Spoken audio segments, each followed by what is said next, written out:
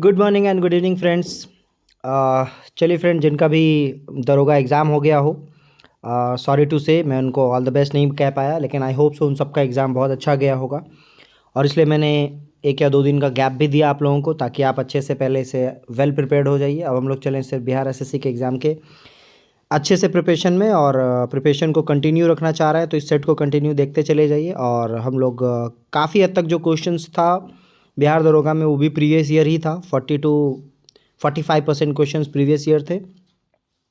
जो मुझे फीडबैक मिला उसके अकॉर्डिंग क्वेश्चंस काफ़ी इजी थे, और इजी क्वेश्चन होने की वजह से एरर होने का चांसेस थोड़ा बढ़ जाता है। तो आप अपने सेट को कंटिन्यू रिवाइज कीजिए और अच्छे से चलिए। चलते हम लोग आज के इस सेट के पहले क्वेश्चन में। पहला क्वेश्चन क्या कह रहा है कि जुते हुए खेत का प्रमाण सिंधु सभ्यता के किस स्थल से मिला है। ऑप्शंस क्या क्या है? कालीबंगा है, दैमाबाद है, लोथल है, आलमगीरपुर है। आंसर क्या होगा? आंसर होगा ऑप्शन नंबर ए, कालीबंगा से। अच्छा, क्वेश्चन ये भी आता है कि कालीबंगा है कहाँ। याद रखिएगा, कालीबंगा वर्तमान समय में राजस्थान में है। ठीक है। नेक्स्ट क्वेश्चन क्या है? बुद्ध ने अपना प्रथम उपदेश कहाँ दिया था? तो बुद्ध ने प्रथम उपदेश ऑप्शंस में देख लेते हैं हम लोग। ऑप्शन क्या क्या है? सारनाथ है, बोध गया है, लुम्बिनी है और कुशीनगर है। आंसर क्या होगा? आंसर होगा बुद्ध ने अपना पहला उपदेश सारनाथ में दिया था। ठीक है, चले आगे। नेक्स्ट क्वेश्चन क्या है? द्वितीय गोलमेज सम्मेलन में महात्मा गांधी जी के साथ हिस्सा लेने कौन गया था? तो देखिए, सबसे पहला क्वेश्चन आता है द्वितीय गोलमेज सम्मेलन हुआ कब था? तो ये हुआ था 1931 में। प्रथम गोलमेज सम्मेलन कब हुआ था? 1930 में। और थर्ड गोलमेज सम्मेलन जस्ट इसका अगला साल 1932 में। प्रथम गोलमेज सम्मेलन में कांग्रेस से कोई नहीं गया था। सेकंड गोलमेज सम्मेलन में MK गांधी गए थे। और साथ कौन गया था? क्वेश्चन यही पूछ रहा है। थर्ड गोलमेज सम्मेलन में फिर से कांग्रेस से कोई नहीं गया था। ये आपको ध्यान में रखना। अब ऑप्शन देख लेते हैं कि महात्मा गांधी जी के साथ कौन गए थे। सरोजनी नायडू, ऑप्शन सी है। सुभाष चंद्र बोस है, जवाहरलाल नेहरू है, सरदार पटेल है। आंसर क्या होगा? आंसर होगा ऑप्शन सी, सरोजनी नायडू जो है वो गई थी महात्मा गांधी के साथ। ठीक है। नेक्स्ट क्वेश्चन क्या है आपका? भारत में प्रकाशित होने वाले प्रथम अखबार का क्या नाम है? तो आई होप सो जो सेट कंटिन्यू देख रहे हैं उनको ये पता होगा। ऑप्शंस क्या क्या है? Madras Gazette, the Hindu, Bengal Gazette, the Imperial Times. Very good. Answer क्या होगा? The Bengal Gazette. Option number B इसका आंसर होगा। नेक्स्ट क्वेश्चन है, प्रार्थना समाज के संस्थापक कौन थे? ऑप्शन क्या क्या है? राजा राम मोहन राय, देवेंद्रनाथ टैगोर, दयानंद सरस्वती और आत्मारंग पांडुरंग। आंसर क्या होगा? Option number C, Atmaram Pandurang Prarthana Samaj के संस्थापक हैं। ठीक है। और इसकी स्थापना कब हुई थी? 1867 में हुई थी। कब? 1867 में हुई थी। नेक्स्ट क्वेश्चन क्या है आपका? भारत के राष्ट्रीय आंदोलन के दौरान किस दिन को स्वतंत्रता दिवस के रूप में मनाया जाता था?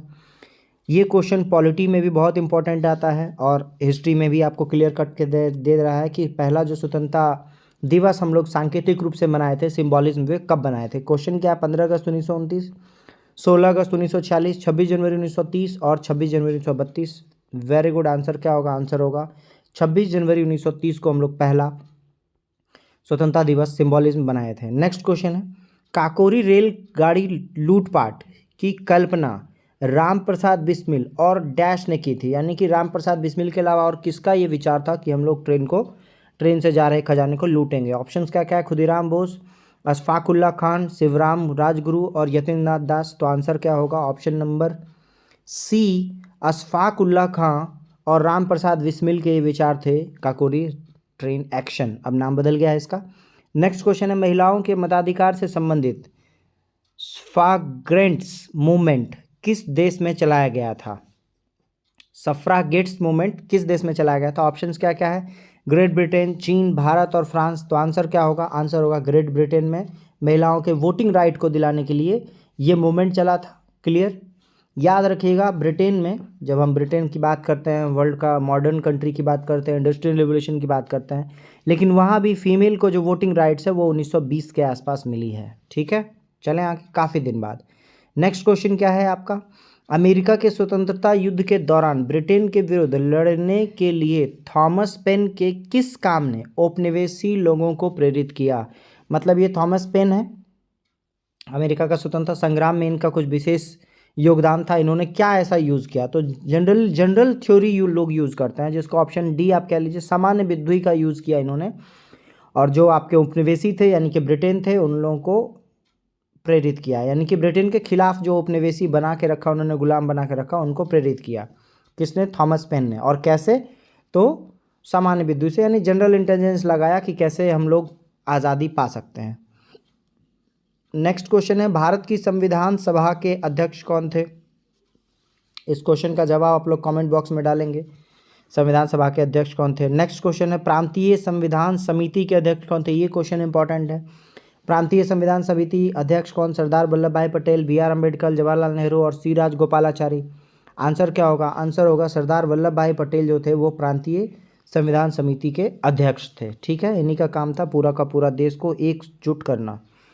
नेक्स्ट, संविधान में समवर्ती सूची का प्रावधान किस देश से लिया गया है? ऑप्शन है अमेरिका, ब्रिटेन, ऑस्ट्रेलिया और फ्रांस। वेरी गुड, आंसर क्या होगा? ऑस्ट्रेलिया। ऑस्ट्रेलिया से संविधान में समवर्ती सूची लिया गया है और संविधान में जो प्रियम्बल का लैंग्वेज है वो लिया गया है। नेक्स्ट क्वेश्चन क्या है? प्रियम्बल का मतलब प्रस्तावना। नेक्स्ट, राज्य के अंदर संवैधानिक शासन व्यवस्था की असफलता पर राष्ट्रपति के शासन का प्रावधान किस अनुच्छेद में है?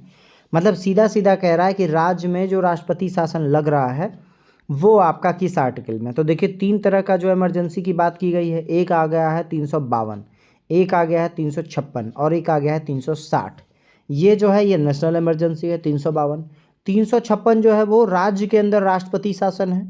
ठीक है, तो आंसर डी होगा। और 360 क्या है? आपका वित्तीय आपातकाल है, यानी कि फाइनेंशियल इमरजेंसी जिसको हम कह सकते हैं। क्लियर? तो आंसर क्या होगा? आंसर होगा आर्टिकल 356। नेक्स्ट क्वेश्चन क्या है? क्वेश्चन नंबर 14 क्या कह रहा है? संविधान का कौन सा अनुच्छेद रूल ऑफ लॉ का विस्तृत उल्लेख करता है? रूल ऑफ लॉ का मतलब शासन द्वारा, मतलब शासन का नियम, ऐसा कह लीजिए। ये आपका कौन सा है? आर्टिकल 14, ऑप्शन नंबर बी दिख रहा होगा। ये आपका क्या है? रूल ऑफ लॉ है। मतलब यहाँ पर क्या है? आपका विधि के समक्ष समता की बात कर रहा है, सीधा सीधा।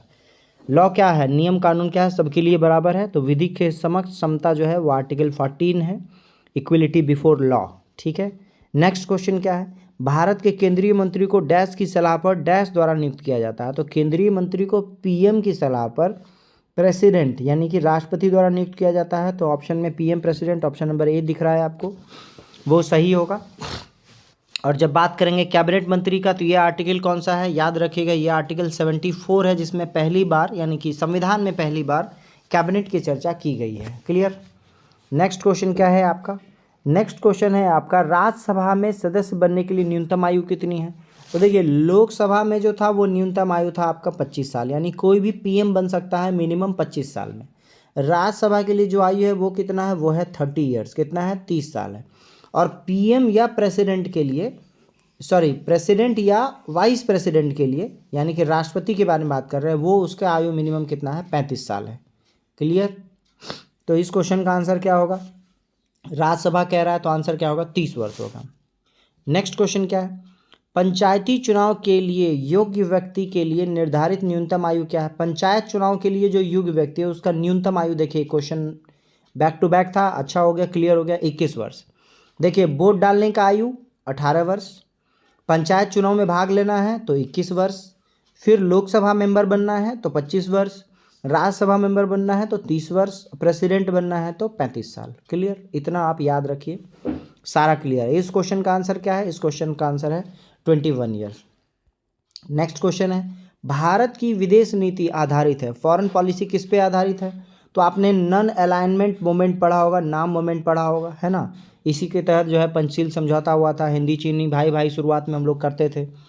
और शुरुआत में जब इंडिया आज़ाद हुआ तो वर्ल्ड जो है 2 सुपर पावर में जो है सेपरेट हो गया, यूएसए और रसिया, ऐसा कह लीजिए।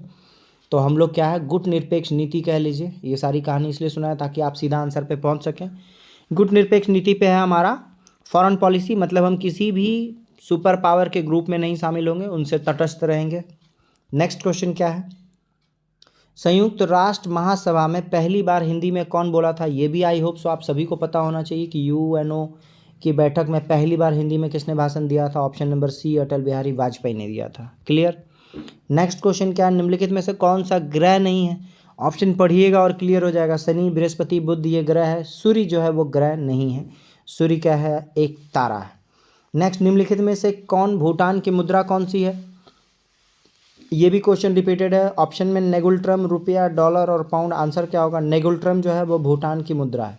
और भूटान की राजधानी क्या होगी? भूटान की राजधानी थिम्पू होगी, ये ध्यान में रखेंगे। ठीक है, नेक्स्ट क्वेश्चन क्या है, ऊपरी वायुमंडल निम्नलिखित में से कौन सी ग्रीन हाउस गैस नहीं है? तो ग्रीन हाउस गैस कौन सा नहीं है वो पूछ रहा है आपसे। कार्बन डाइऑक्साइड है, मीथेन है, नाइट्रोजन है। सल्फर डाइऑक्साइड जो है वो क्या है, ग्रीन हाउस गैस नहीं है, ये आप ध्यान में रखेंगे। नेक्स्ट क्वेश्चन क्या है, मृत सागर कहाँ स्थित है। तो देखिए मृत सागर कहाँ स्थित है, ऑप्शन में है फिलीपींस, इजराइल, लेबनान और हॉलैंड। तो आंसर के अकॉर्डिंग चलेंगे, ऑप्शन के अकॉर्डिंग, तो याद रखिएगा इजराइल में है आपका डेड सी। क्या है, डेड सी। बेसिकली इजराइल, जॉर्डन और फिलिस्तीन, इन तीनों के किनारे जो है बना हुआ है क्या, डेड सी। चलें आगे। नेक्स्ट क्वेश्चन क्या है आपका, सोमासी प्रवाह देखा जाता है, ये मंडी सुपरवाइजर कुछ लिखा था और रॉन्ग है, गलत लिखा हुआ वहाँ पे। सोमासी प्रवाह जो है वो देखा जाता है कहाँ, तो ऑप्शंस में है अटलांटिक महासागर, हिंद महासागर, प्रशांत महासागर, उत्तरी सागर में। आंसर क्या होगा, आंसर होगा आपका हिंद महासागर में सोमासी प्रवाह देखा जाता है। यह महासागर जो हिंद महासागर है, याद रखिएगा ये वर्ल्ड में क्या है, थर्ड लार्जेस्ट ओशियन है, मतलब तीसरा स्थान है सबसे बड़ा में किनका, हिंद महासागर का। नेक्स्ट क्वेश्चन क्या है आपका, कौन सी प्राकृतिक गैस पाइपलाइन एशिया में नहीं है।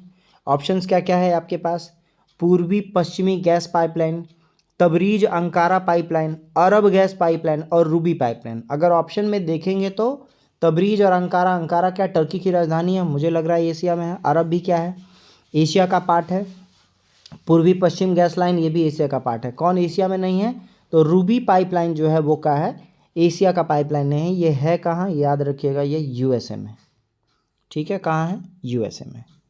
नेक्स्ट क्वेश्चन क्या है, निम्नलिखित भारतीय राज्यों में से कौन से कर्क रेखा से नहीं गुजरती है। तो ये भी ऑप्शन आपको पता होगा कि कर्क रेखा भारत में टोटल 8 राज्यों से गुजरती है, जिसमें कौन कौन सा है, मिजोरम है, त्रिपुरा है, ठीक है, फिर छत्तीसगढ़ है, पश्चिम बंगाल है, मध्य प्रदेश है, राजस्थान है, गुजरात है और झारखंड है। इतना राज्य है, जिसमें कि यहाँ ऑप्शन में आपको उत्तर प्रदेश दिख रहा होगा, ये आपका कर्क रेखा इस राज्य से नहीं गुजरती है। नेक्स्ट क्वेश्चन क्या है आपका, क्वेश्चन नंबर 27, भारत भूमि की सीमाएं उत्तर पश्चिम में किस देश के साथ लगती हैं। उत्तर पश्चिम का मतलब नॉर्थ वेस्ट के बारे में बात कर रहा है। ऑप्शंस क्या क्या है, बांग्लादेश, श्रीलंका, पाकिस्तान और म्यांमार। आपको दिख रहा होगा बांग्लादेश का है ईस्ट साइड में, श्रीलंका का है साउथ में है, म्यांमार भी ईस्ट में ही है, पाकिस्तान जो है वो उत्तर पश्चिम में इस भारत की सीमा मिलती है। नेक्स्ट है, भारतीय राज्य सीमा में हिमालय का सर्वोच्च शिखर कौन सा है। तो ये क्वेश्चन काफ़ी टाइम से रिपीटेड है। ऑप्शन नंबर बी आपको दिख रहा होगा, कंचनजंगा जो है वो भारतीय राज्य सीमा में हिमालय का सर्वोच्च शिखर है। वैसे हिमालय का जो सर्वोच्च शिखर है वो कौन सा है, वो है आपका mount Everest. Clear. Next question क्या है, निम्नलिखित में से किस नदी का उद्गम भारत के बाहर स्थित है। तो ऑप्शन में देखिए गंगा, नर्मदा, गोदावरी, ये तीनों भारत में है। ब्रह्मपुत्रा जो है वो भारत के बाहर चीन से निकलती है, चीन में तिब्बती एरिया से निकलती है और तिब्बत होते हुए अरुणाचल प्रदेश से हमारे देश में प्रवेश करती है। नेक्स्ट क्वेश्चन क्या है आपका, निम्नलिखित में से कौन सा जानवर भारत में स्थानीय प्रजाति, यानी स्थानीय प्रजाति का मतलब वो जानवर जो केवल एक ही भौगोलिक क्षेत्र में रहते हैं का उदाहरण नहीं है, यानी एक ही क्षेत्र में नहीं रहते हैं, हर जगह ऑलमोस्ट फैले हुए हैं। ऑप्शन में देखेंगे तो एक सिंगी गेंडा, मिथुन, बंगाल टाइगर और गाय। तो गाय जो है वो आपका क्या है, स्थानीय प्रजाति नहीं है, हर जगह ये पाया जाता है, विशेष नहीं है। नेक्स्ट है, राजकोषीय घाटा को कैसे परिभाषित किया जा सकता है। देखिए इस बुक में थोड़ा सा एरर है। राजकोषीय घाटा equal to option number C देख सकते हैं आप, कुल व्यय माइनस यहाँ पे होगा राजस्व प्राप्तियाँ प्लस गैर पूंजी प्राप्तियाँ। ठीक है, घाटा कैसे निकालेंगे, तो टोटल जो मेरा खर्च हुआ और टोटल जो प्राप्त हुआ उन दोनों को घटाएंगे। कुल, क्योंकि व्यय बड़ा होता है ना, जो हम एक्सपेंडिचर कर रहे हैं वो ज़्यादा वैल्यू का होता है, इसलिए उसको पहले लिख लिया, और जो मिल रहा है वो बाद में लिखेंगे। घट के जो आएगा उसको क्या बोलेंगे हम लोग, राजकोषीय घाटा बोलेंगे। क्लियर। नेक्स्ट क्वेश्चन क्या है आपका, विद्यालय की इमारत में रख रखाव पर किया जाने वाला खर्च क्या है। ये इकोनॉमिक्स का फिर क्वेश्चन आ गया, राजस्व व्यय, पूंजीगत व्यय, विकास व्यय और पूंजी और विकास दोनों, तो आंसर डी होगा। पूंजीगत व्यय का मतलब हो गया जो कैपिटल आप इन्वेस्ट कर रहे हैं, और विकास का मतलब उसको और बढ़ा रहे हैं। तो इमारत जो बना वो तो अपने आप में पूंजीगत हो गया, और रख रखाव पे भी खर्च कर रहे हैं, मतलब क्या, विकास भी कर रहे हैं। तो पूंजीगत और विकास व्यय दोनों हो जाएगा क्या आपका, ऑप्शन नंबर डी हो जाएगा। क्लियर। नेक्स्ट क्वेश्चन क्या है आपका, मान्यता अनुसार महाभारत की लड़ाई कुरुक्षेत्र में कितने दिन तक चली थी। ऑप्शन क्या क्या है, 14, 16, 18, 21। आंसर क्या होगा, 18 दिन तक जो है कुरुक्षेत्र में लगातार लड़ाई चली थी। नेक्स्ट क्वेश्चन है, फासिज्म विश्वास करते हैं किसमें? विखंडित अनेक दल के प्रणाली में, गलत है। प्रबल अनेक दल के प्रणाली में, ये भी गलत है। एक दल के प्रणाली में, ऑप्शन नंबर सी आपको नजर आ रहा होगा। फासिज्म जो है वो विश्वास किस में रखते हैं? केवल एक दल में विश्वास रखते हैं। क्लियर हो गया। आपने जो पहला फासिस्ट मूवमेंट है वो इटली में दूसरे विश्व युद्ध के दौरान शुरू हुआ था, ये ध्यान में रखेंगे। नेक्स्ट है 22 दिसंबर, जिस दिन प्रतिभाशाली श्रीनिवास रामानुजम का जन्म हुआ था, वह दिन किस तिथि किस प्रकार मनाया जाता है? ऑप्शन देख लिए, राष्ट्रीय सदस्य दिवस, सांख्यिकी गणित दिवस, राष्ट्रीय गणित दिवस और राष्ट्रीय विज्ञान दिवस। तो विज्ञान दिवस तो सीवी रमन में है ना। जो राष्ट्रीय गणित दिवस है ऑप्शन नंबर बी है, ये आपका क्या है? 22 दिसंबर है और इसी दिन श्रीनिवास रामानुजम का जन्म दिवस है और इसको राष्ट्रीय गणित दिवस के रूप में मनाया जाता है। नेक्स्ट है, माघ मेला डैश में शुरू होता है? तो माघ मेला शुरू कब होगा? ऑप्शंस में दिख रहा है, मकर संक्रांति, महाशिवरात्रि, बसंत पंचमी, अक्षय तृतीया। आंसर क्या होगा? आंसर होगा मकर संक्रांति से माघ मेले की शुरुआत होती है। नेक्स्ट क्वेश्चन है, अच्छा मकर संक्रांति मनाया कब जाता है? 14 से 15 जनवरी कह लीजिए, फ्लक्चुएट होता है कभी कभी थोड़ा सा। नेक्स्ट क्वेश्चन है आपका, वह गुण जिस कारण कोई पदार्थ वायुमंडल की नमी को सोख लेता है। देखिए वायुमंडल की नमी को सोख लेता है, उसको क्या कहते हैं? ये क्वेश्चन भी रिपीटेड है, इसको कहते हैं प्रस्वेदन। क्या कहते हैं? प्रस्वेदन, इंग्लिश में कहेंगे पर्सपिटेशन। नेक्स्ट क्वेश्चन है आपका, पादप कोशिका में निम्नलिखित में किसमें विभाजन की क्षमता अधिक होती है? आपके पास क्या क्या है? आपके पास है मृदुतक है, जाइलम है, दृढ़ोतक है, उत्तक है, ये बेसिकली दृढ़ हो गया तो दृढ़ोतक है, और शीर्षस्थ विभाज्योतक। ये आपका क्या है?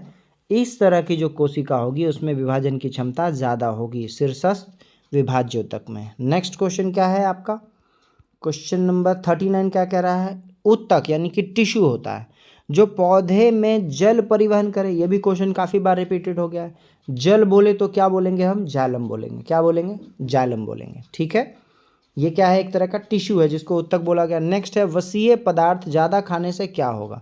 वसा का मतलब भी फैट होता है। फैटी चीज़ खाएंगे तो क्या होगा आपको?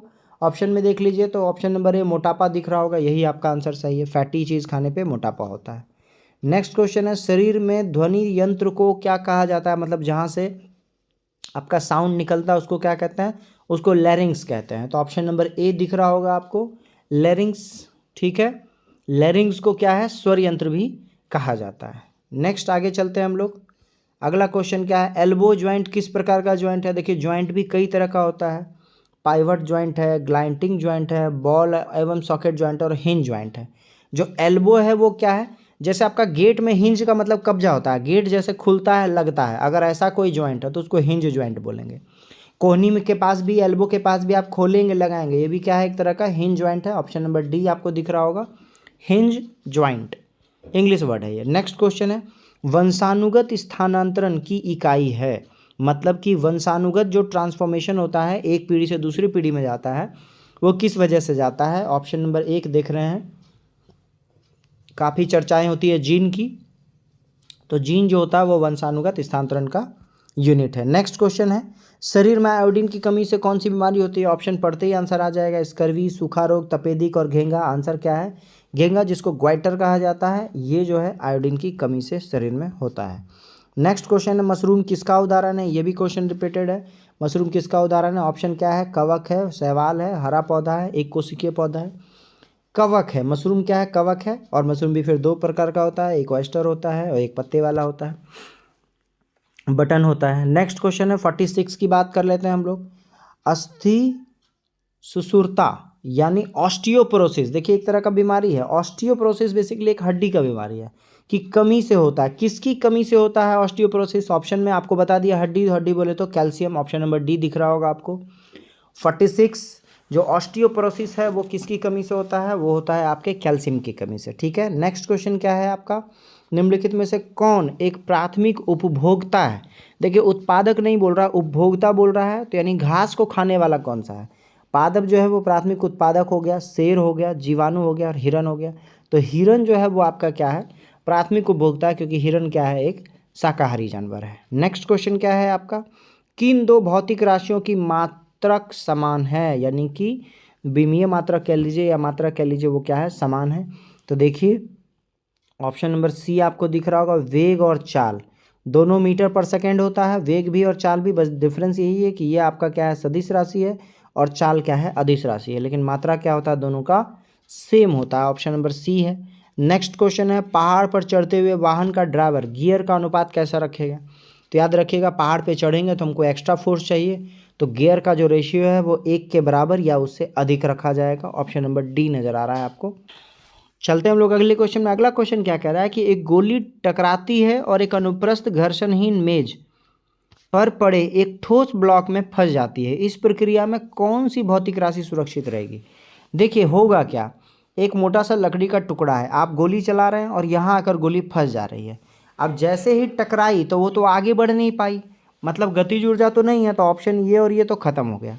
अब देखेंगे टकराने के साथ साथ बुलेट में गतिज ऊर्जा नहीं है, लेकिन ये जो आपका लकड़ी है ये थोड़ा हिलेगा, तो टकराते वक्त और टकराने से पहले गोली जब चली, दोनों में सिर्फ और सिर्फ क्या सेम रहेगा, संवेग सेम रहेगा, द्रव्यमान गुना वेग।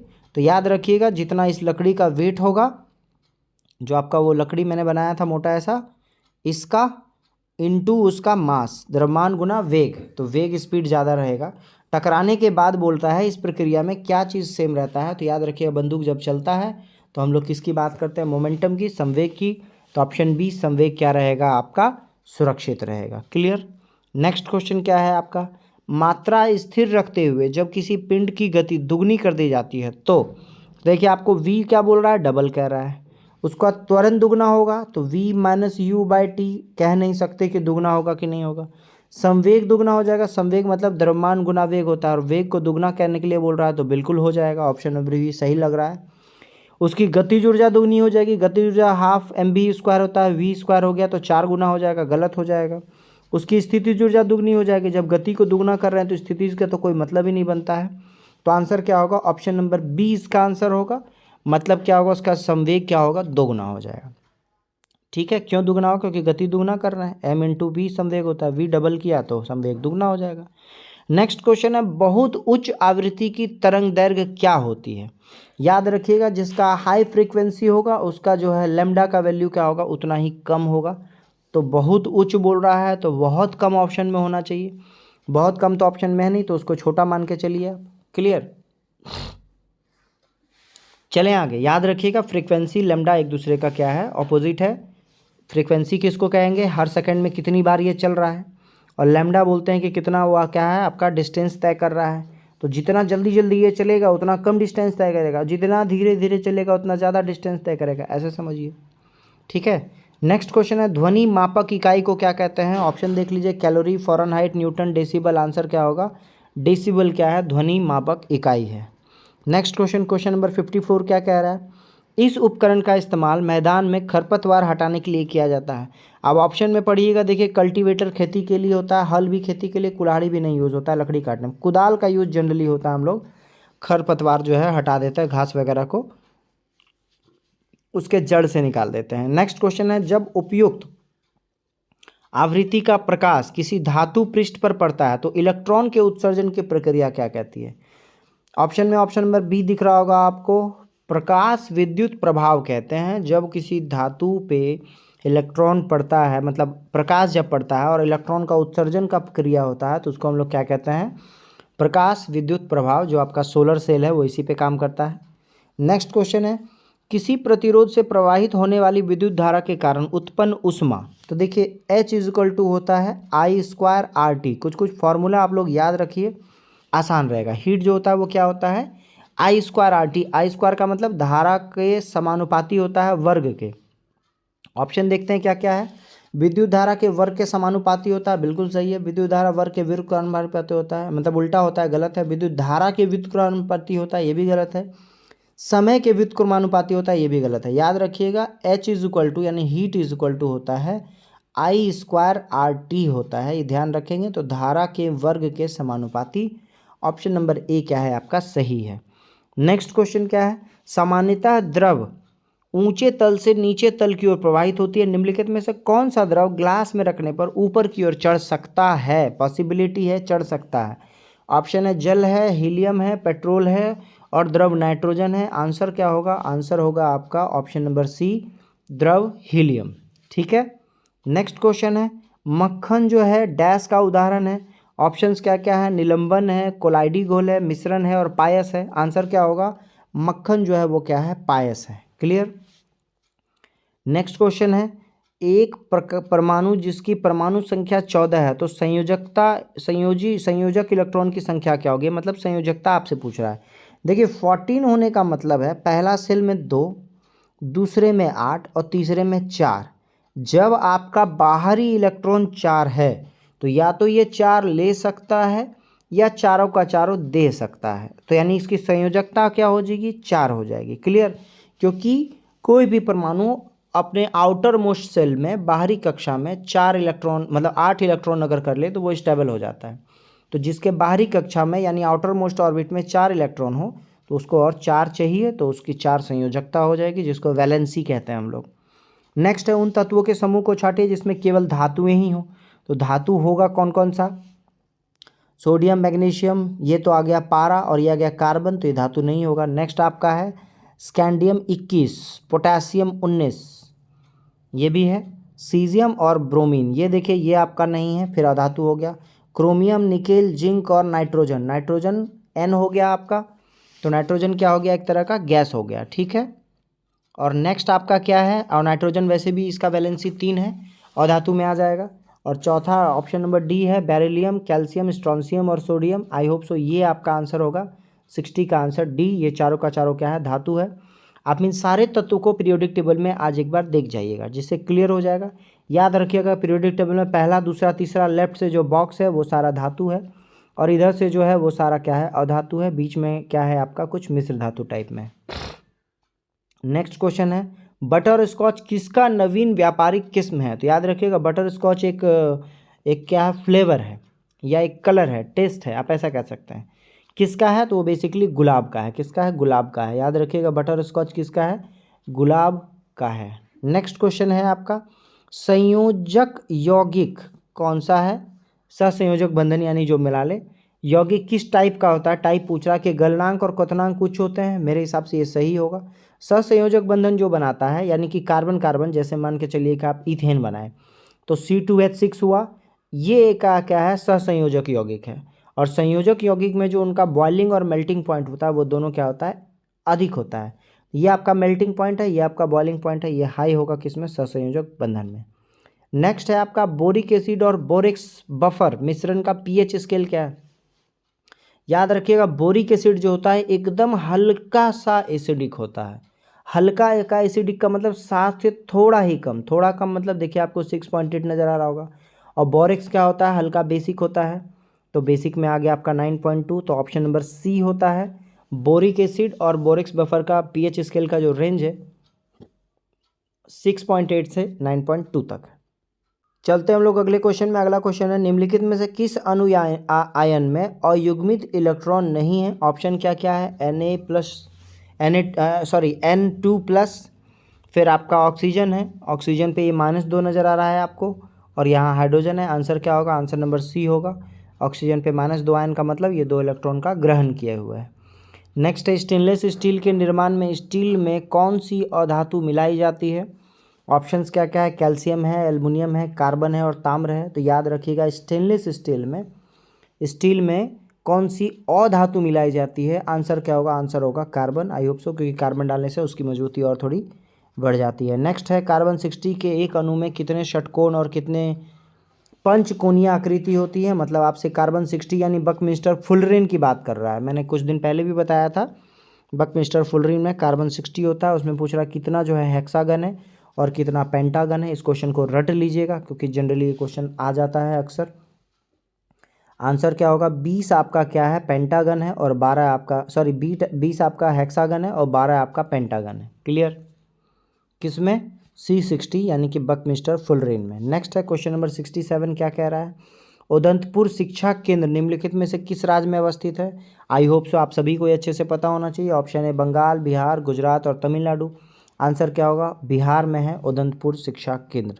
नेक्स्ट है सोन और गंगा नदी का संगम बिहार के किस जिले में है। ये भी बहुत इजी क्वेश्चन है। ऑप्शन है बक्सर, भोजपुर, पटना, नालंदा। आंसर क्या होगा, आंसर है आपका पटना में क्या है आपका सोन और गंगा नदी का मिलन है। नेक्स्ट है संगम है। नेक्स्ट है प्रधानमंत्री नरेंद्र मोदी ने राजस्थान के किस शहर में महाजनसंपर्क अभियान शुरू किया था? तो जनसंपर्क अभियान ऑप्शन में है अजमेर, उदयपुर, चित्तौड़गढ़ और जोधपुर। कहाँ से स्टार्ट किया था? तो आंसर है अजमेर से स्टार्ट किया था महाजनसंपर्क अभियान। चलते हम लोग अगले क्वेश्चन में। हाल ही में बालासोर में एक बड़ा हादसा हुआ है। बिल्कुल सही है। बालासोर किस राज्य में स्थित है? तो याद रखिएगा बालासोर स्थित कहाँ है? ऑप्शन है पश्चिम बंगाल, उड़ीसा, आंध्र प्रदेश और झारखंड। और एक बड़ा अच्छा इंसिडेंस है, याद रखिएगा मेरा जो रेलवे का एनटीपीसी का स्टेशन मास्टर का ज्वाइनिंग था वो भी इसी जोन में मिल रहा था। ये जोन है आपका साउथ ईस्टर्न जोन, ठीक है, खड़गपुर कहते हैं। बालासोर भी वही है, साउथ ईस्टर्न जोन है। और साउथ ईस्टर्न जोन कहाँ बॉर्डर पड़ता है? कोलकाता और उड़ीसा के बॉर्डर पे पड़ता है। तो ये जो बालासोर है ये बेसिकली है कहाँ? ये आपका ऑप्शन नंबर सी उड़ीसा में है। और ये घटना थी कब की? 2 जून 2023 को चेन्नई जाने वाली कोरोमंडल एक्सप्रेस के 10 से 12 डब्बे करीबन 7 बजे पटरी से उतर गए थे और बगल वाले ट्रैक पे आए और वहाँ पे एक और ट्रेन हुआ। मतलब बहुत तगड़ा हादसा हुआ था। चलें आगे। ये है कहाँ? याद रखिएगा ये है कहाँ? उड़ीसा में है। नेक्स्ट क्वेश्चन है इनमें से किसे नोबेल शांति पुरस्कार 2019 से सम्मानित किया गया है? 2019 का आपसे कह रहा है नोबेल शांति पुरस्कार, क्योंकि देखिए 75 क्वेश्चन में जब करंट आएगा तो ये ज़रूरी नहीं कि करंट 6 महीना साल भर से हो।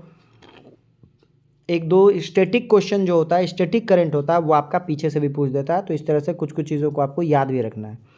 आंसर क्या होगा? ये इंपॉर्टेंट इसलिए क्योंकि ये मिला है एक ऐसे व्यक्ति को जो कौन है? इथियोपिया के प्रधानमंत्री हैं। इनका क्या नाम है? अबी अहमद अली, ठीक है। 2019 का शांति पुरस्कार किनको मिला है? शांति का नोबेल पुरस्कार अबी अहमद अली को मिला है। चलें आगे। नेक्स्ट क्वेश्चन क्या है? राष्ट्रीय आंदोलन के दौरान पहला स्वतंत्रता दिवस किस तिथि को मनाया गया था? ये ऑप्शन देखिए, क्वेश्चन रिपीटेड है, आज के ही सेट में है और इसका आंसर 72 का आप लोग शायद मुझे देंगे। नेक्स्ट क्वेश्चन क्या है? भारत के मुख्य चुनाव आयुक्त और चुनाव आयुक्तों की नियुक्ति कौन करता है? तो आपसे पूछ रहा है चीफ इलेक्शन कमिश्नर का जो है नियुक्ति कौन करता है? ऑप्शन क्या क्या है? भारत का उपराष्ट्रपति, भारत का न्यायाधीश, भारत का प्रधानमंत्री, भारत का राष्ट्रपति। संवैधानिक पद है, भारत के राष्ट्रपति जो हैं करेंगे। अच्छा, जब चुनाव की बात हो रही है तो चुनाव आयोग है कौन सा? याद रखिएगा आर्टिकल 324 में है। किस में है? आर्टिकल 324 से 329 में क्या है? चुनाव आयोग है। और आयुक्तों का जो है नियुक्ति कौन करेंगे? राष्ट्रपति करेंगे, ठीक है। नेक्स्ट क्वेश्चन है इनमें से कौन सा भारत का पहला रिएक्टर है जिसे U233 यानी कि यूरेनियम 233। अच्छा, 233 क्या है?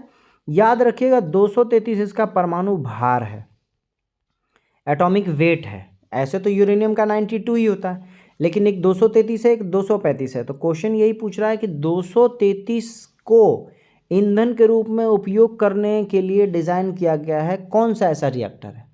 ऑप्शन में है पूर्णिमा 2, कामनी, ध्रुव और पूर्णिमा 1। आंसर क्या होगा? कामनी को यूरेनियम 233 के लिए तैयार किया जा रहा है, इसी के लिए, इसके मतलब इससे जो है एनर्जी क्रिएट करने के लिए। नेक्स्ट क्वेश्चन है भारत के प्रथम मानव रहित चंद्र अन्वेषक चंद्रयान 1 को कहाँ से प्रक्षेपित किया गया था? तो सबसे पहले ये जानिए कि चंद्रयान 1 को छोड़ा कहाँ गया था? 2008 में छोड़ा गया था चंद्रयान 1 को। अब आया क्वेश्चन कहाँ से छोड़ा गया था? ऑप्शन है तिरुवनंतपुरम, व्हीलर द्वीप, बालासोर, श्रीहरिकोटा। आंसर क्या होगा? श्रीहरिकोटा से छोड़ा गया है आपका चंद्रयान 1 को 22 अक्टूबर 2008 में। क्लियर। नेक्स्ट क्वेश्चन क्या है? निम्नलिखित में से कौन 1923 में गठित स्वराज पार्टी के संस्थापक सदस्यों में से एक थे? तो स्वराज पार्टी की चर्चा कई बार हो चुकी है। CR दास और मोतीलाल नेहरू दोनों मिलकर किए थे। देखिए CR दास ही दिख रहा है आपको, जिसका कि फुल फॉर्म है Chittaranjan Das. Option number A सही होगा। नेक्स्ट क्वेश्चन है इनमें से किसे खाने खाना की उपाधि से सम्मानित किया गया था? तो आई होप सो ये भी क्वेश्चन आप जानते होंगे। अकबर, बैरम खान, शहशाह सूरी और हुमायूं।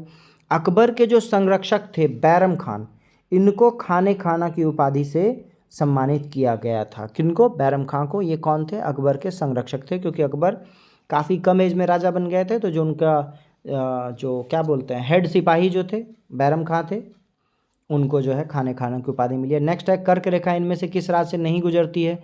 अगेन कर्क रेखा का क्वेश्चन है। इस बार ऑप्शन बदल गया है, वहाँ इसी सेट में उत्तर प्रदेश था, इस बार इस सेट में क्या होगा? असम होगा। 8 राज्य मैंने आपको बता दिए थे, उसमें असम नहीं है, उत्तर प्रदेश भी नहीं है। कौन कौन सा? झारखंड है, मिजोरम है, राजस्थान भी है। नेक्स्ट क्वेश्चन है आपका भारत ने डैश में पहली बार क्योटो प्रोटोकॉल पर हस्ताक्षर किए थे? क्योटो प्रोटोकॉल बेसिकली 1997 की घटना है। कब की घटना है? 1997 की घटना है। क्लियर। और ये प्रोटोकॉल पे इंडिया ने कब साइन किया था? तो आंसर क्या होगा? आंसर होगा अगस्त 2002 में जो है ये इंडिया ने इस पर साइन किया था। क्लियर। नेक्स्ट क्वेश्चन क्या है? भारत में सूखा प्रवण क्षेत्र कार्यक्रम यानी ड्रॉट प्रोन एरिया प्रोग्राम किस पंचवर्षीय योजना की अवधि के दौरान शुरू हुई है? ऑप्शंस क्या क्या है आपका? छठी पंचवर्षीय योजना, चौथी पंचवर्षीय योजना, पांचवी पंचवर्षीय योजना और सेवंथ प्लानिंग कमीशन, जो 5th ईयर प्लानिंग कमीशन के बारे में बात कर रहा है। तो आंसर क्या होगा? आंसर है आपका 4th जो प्लानिंग पंचवर्षीय योजना था, 5 ईयर प्लान था, उसमें जो है ये drought prone area program start किया गया था। ठीक है, चलें आगे। ये हमारे आज के सेट का आखिरी क्वेश्चन था। यहाँ तक आने के लिए बहुत बहुत धन्यवाद आपका। All of you all the best. अब इस बार एग्ज़ाम को क्लियर करना है हम लोग को। Thank you.